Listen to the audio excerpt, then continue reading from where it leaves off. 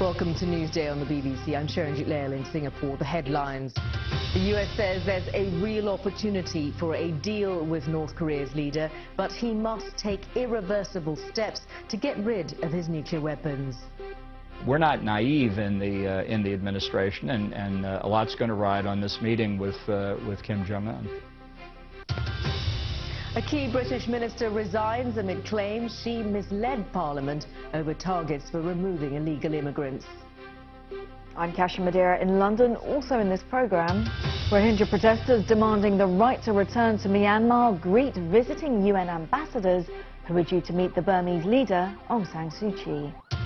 And 250,000 Filipinos working in Kuwait are told to come home as their president imposes a permanent ban following the murder of a Filipino maid. Live from our studios in Singapore and London. This is BBC World News. It's Newsday.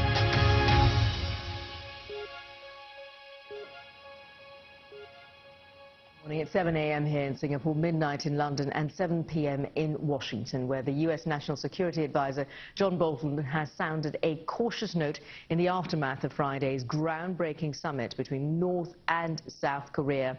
Both countries pledged to work towards the denuclearization of the Korean Peninsula.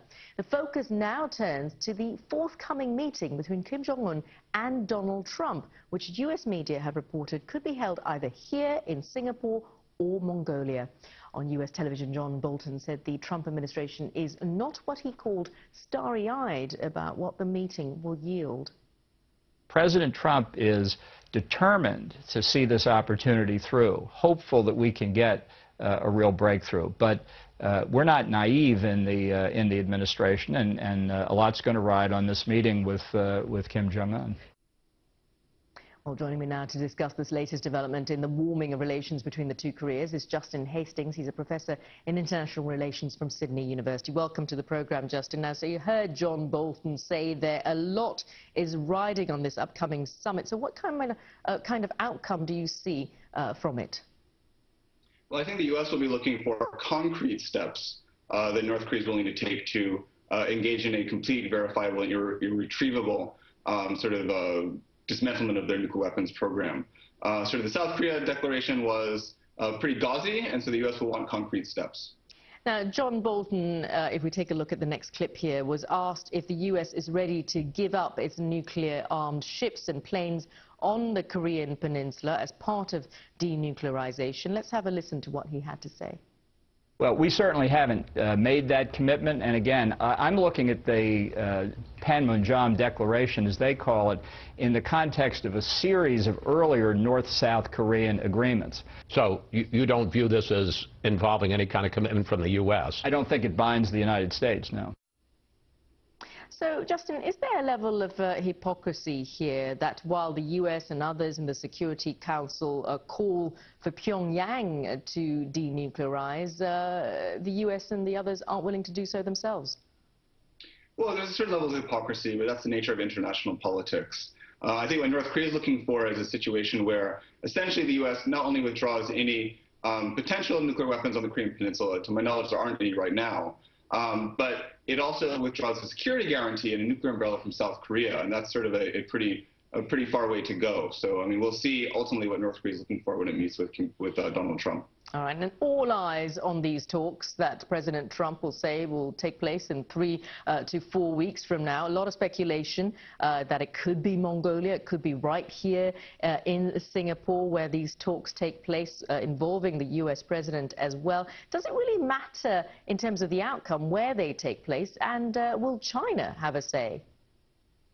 Well, it doesn't really matter where the talks take place. I mean, certainly China would probably not be opposed to them taking place in China. It's already hosted 6-party talks between the U.S., North Korea, and others. But, in some sense, the further you are from North Korea, the more it shows in a very small way that North Korea is willing to go a little bit of an extra mile to meet with the U.S. And how significant would you say that the North Koreans are pretty much allowing everyone in to see the dismantling of this nuclear site in Pyongyang-ri? The fact is that there were many reports that this site had already collapsed. Well, I mean, certainly there are reports that at least one tunnel on the site collapsed. North Korea claims it's built a couple other tunnels that are working properly. So, I mean, we'll wait to see what actually they do if they sort of televise this and allow outside experts to see. North Korea's gone this route before, so I think that's why some people are pessimistic. All right, Justin Hastings there in Sydney. Thank you so much for joining us.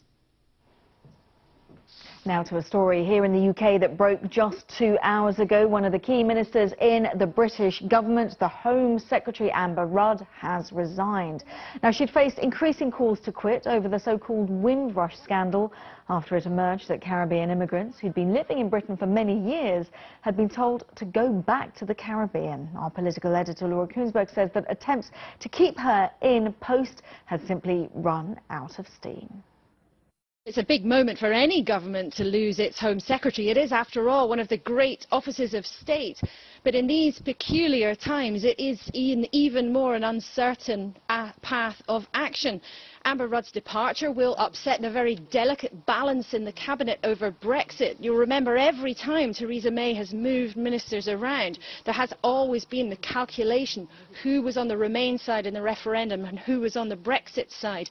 Amber Rudd was a powerful Remain voice inside the cabinet. Her departure will upset that balance and put a very senior figure on the backbenches who was on that side of the argument. And the second very important factor here is while Amber Rudd was in place at the Home Office, she was answering for the mistakes that were made over the Windrush generation and this recent confusion over immigration. But who was in charge there before at the Home Office, before Amber Rudd took up her position there? Well, the Prime Minister herself, of course, Theresa May. Now, Labour has suggested in recent days that Amber Rudd was somehow protecting her as a human shield. That, of course, was denied by the government. But now Ms Rudd has gone from that job. It may well be that the opposition parties try to point the criticism over this whole issue more pointedly at the Prime Minister herself. Laura Kuenssberg there. Now, that news just broke in the past 2 hours. Lots more reaction on our website. Now, Rohingya refugees in Bangladesh have been holding protests demanding justice and also the right to return to Myanmar. They are appealing to UN ambassadors who are visiting refugee camps in Cox's Bazar, which currently holds nearly 700,000 Rohingyas who fled from violence in Myanmar. Now, the delegation from the UN Security Council is also due to meet Myanmar's leader Aung San Suu Kyi and other senior officials in the Burmese army. The BBC's Nick Beake is in Yangon. Well, the most pressing priority for the international community is the plight of those Rohingya families in the camps in Bangladesh. And representatives from the UN Security Council were able to see for themselves the suffering there. Attention, though, now shifts to Myanmar itself, and the fact the Security Council are coming here suggests that they're concerned about the implications of the Rohingya crisis on the security of the region in the future. Now, some human rights groups hope that the political weight of the Security Council will mean that maybe sanctions on key generals in the Burmese military may become more of a reality. They also hope that the likelihood increases of, in the future, the International Criminal Court investigating crimes against humanity. But for the diplomats who meet Aung San Suu Kyi and the head of the Burmese military, well, they've got a delicate path to take, because in the short term they want to try and guarantee that any Rohingya families who do return from Bangladesh are given a security here, are given some sort of assurance about their safety, they're given citizenship, and also, crucially, there's some sort of guarantee that in the future they will not face persecution. Nick Beake reporting from Yangon. Also making news today, the new US Secretary of State Mike Pompeo has used his first diplomatic trip to the Middle East to accuse Iran of destabilizing the region. Standing alongside the Israeli Prime Minister, Mr. Pompeo said that Washington would not neglect what he described as the vast scope of Tehran's links with terrorism. And he reiterated President Trump's threat to abandon the Iran nuclear deal unless it can be strengthened. Members of a migrant caravan have scaled the Mexican-US border fence to protest on top of it. The group of around 400 Hondurans, Guatemalans and Salvadorans have angered President Trump during their month-long journey across Mexico. He has repeatedly called on Mexico to stop them before they reach the border. Now, some sneaky news for you, because China's Ding Junhui is just one frame away from a place in the quarter-finals of the World Snooker Championship. A brilliant first session saw the tournament favourite take an 8-0 lead against Anthony McGill.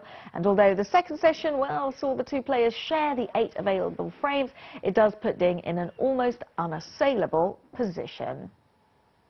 And this is a video of a new record being broken for surfing the world's biggest wave. There is Brazilian Rodrigo Costa riding this massive wave back in November. It has now been confirmed to be just over 24 meters high. It happened in Nazaré in Portugal. Incredible images. Costa actually broke the record, which had been set by an American surfer back in 2011 by just under a couple of meters. The Brazilian said that he always tries to ride big waves. No joke there, but after nearly dying while surfing a couple of years ago, coming back and now making this world record happen makes him the happiest man in the world.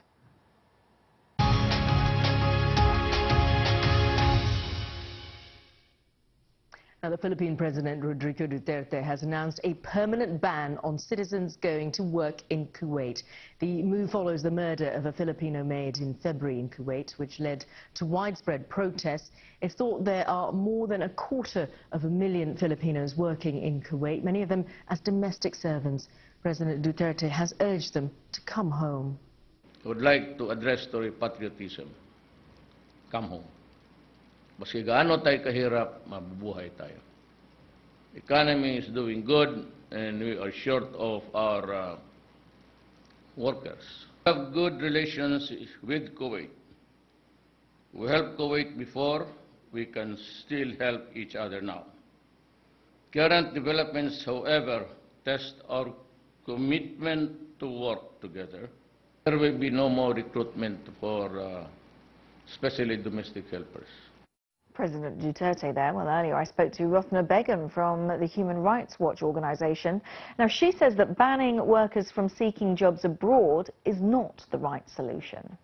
Domestic workers who are able to remit salaries home and are able to feed, educate and house their families.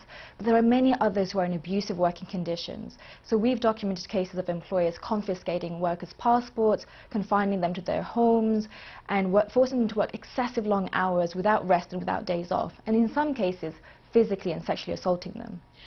Difficult conditions, obviously, but if the jobs aren't back home, then what kind of situation, what solution is there for Filipinos who do need to earn better paid jobs than they can potentially find at home? Well, the solution right now is not to ban workers from going to Kuwait, which is what President Duterte is doing, because what that really does is it makes everything go underground. Workers are desperate to migrate because they don't have the at home, and they end up going through unsafe and unregulated channels, which means they're more likely to end up in abusive situations or even trafficking situations, and less likely to be able to get the help that they need. So this is not actually the solution, but to actually find ways to generate employment within the Philippines and to increase protections within countries like Kuwait, and making sure that workers are not going through more abusive conditions as and when they travel. With such a large amount of people from the Philippines working in Kuwait in particular, what is that going to do to the economy back in the Philippines? Because as you mentioned, the remittance that goes back home, that is really useful to that country. Well, this diplomatic dispute, or disaster as you might want to call it, is actually having huge havoc on workers who are in Kuwait and the families back home. This is not actually saying we're going to have a job left for you in the Philippines when you return, but you're going to return and you may not have anything or not have the kind of salary that you're earning right now in Kuwait. This is not the solution in order to actually protect workers. This whole thing started off in January when there was about 7 deaths of domestic workers in Kuwait, and the whole point was that it was about workers' welfare. But the Philippines' response has not actually protected workers, but instead has left them more at increased risk of abuse. So in theory, a better understanding of what workers, what they can go out and find, what their rights are, I guess, is very important. That's right. So I think it's a situation where the Philippines should be negotiating for better increased protections within Kuwait and working with the Kuwaitis to ensure that they make clear reforms of their own system. Kuwait, on the other hand, in their response of the ban from the Philippines, has not been to properly investigate the actual reforms that they need to ensure that workers are being protected, and instead are looking at other countries to replace the workers, specifically looking to African countries. But in fact, what they need to do is to reform their kafala system. Kuwait has what you call the immigrant sponsorship labor system, which means that they tie their workers' visas to their employers. So if you escape from your employer's home as a domestic worker, that is a crime. You can be arrested for absconding, and that is what's keeping workers trapped to their employers. That's what Philippines should be demanding to Kuwait should be reforming, because without that, workers will continue to be abused by their employers. Rosna Begum there speaking earlier to Kasha. Now you're watching Newsday on the BBC. Still to come on the programme, as Australia pledges hundreds of millions of dollars to restore and protect the Great Barrier Reef, we speak to a scientist about what difference the money can make.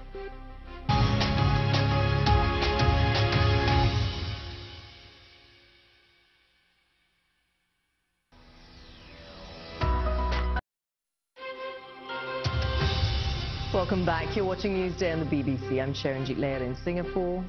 And I'm Kasha Madeira in London. Our top stories. The US says that there is a real opportunity for a deal with North Korea's leader, but that he must make irreversible steps to get rid of his nuclear weapons.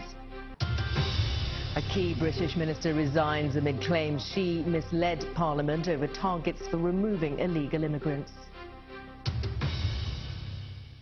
Well, let's take a look now at some of the front pages from around the world. We can start right here with the Singapore Straits Times. Of course, no surprise, is leading with that story on North Korea's promise to shut down a key nuclear test site. Kim Jong-un says that international experts, as well as the media, will be allowed to watch it come down over the next month. Now we can move on to French newspaper Le Figaro. It's looking ahead to May Day parades, and with the headline, Macron is determined to face the social growl, it says. It's reporting that the French president will face a week of social unrest against his labour reforms. And the China Daily has Xi Jinping and India's Narendra Modi at their meeting this weekend. On its front page, President Xi said their relationship was crucial for world peace as well as stability. And that brings you up to date with some of the papers. Kasha, what are some stories sparking discussions online? Sharonjit, this is a mystery. It's the whereabouts of a tree which was given to President Trump by France's president as a gift. Well, it's got people talking online because it's disappeared. The two leaders planted the sapling, and this sapling had been taken from the site of a World War I battle in France.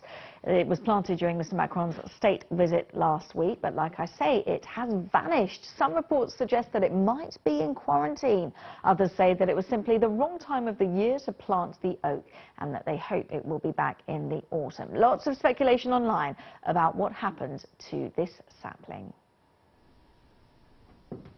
Now, the Australian government has pledged $500,000 Australian dollars, that's nearly 380 million US dollars, to restore the health of the Great Barrier Reef. And the reef is so large it can be seen from space, but the health of its coral has been severely damaged by pollution, rising sea temperature, as well as invasive pests like starfish.